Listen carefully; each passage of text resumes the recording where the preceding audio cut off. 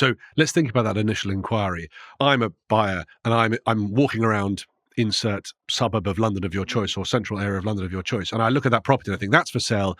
That property looks like the sort of property I want to buy. What should I be thinking about that property at my initial stage that's going to influence my decision later on as to whether to buy it? Good question. I think, first of all, you should be thinking financially, how am I going to finance this?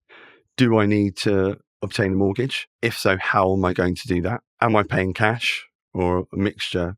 Is what we tend to find in the UK. Overseas, it differs. But again, we do get clients overseas looking to finance properties as well. At that point, once you know what you can borrow, and I think we'll touch on that later, or you've got your finances in place, the next step, and not many people do this, would be to find out who should I get to act for me. A lot of the time, the focus is on the property itself and putting the offer in, getting it accepted. Then it's at that point where the estate agent goes, right, okay, great. Who's the lawyer? Yeah. The client then goes, I don't know, you tell me.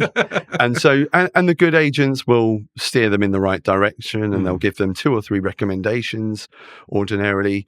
And that's important to get benchmarks for different reasons, because you might decide that you want someone who is going to offer good communication, value for money in terms of that service, which is really important. That might not matter so much to somebody else who is used to dealing with multiple properties, or they have advisors that will handle that for them. But I think ultimately, if you're buying a big asset, you want somebody who can advise you on the risks, what you should look for to protect that asset moving forward during the process. And that's where engaging the lawyer, I would think, at the same time as you're looking at the properties, adds a lot of value, because you can then let them know, right, we're looking to buy a property, but actually we want to do some work.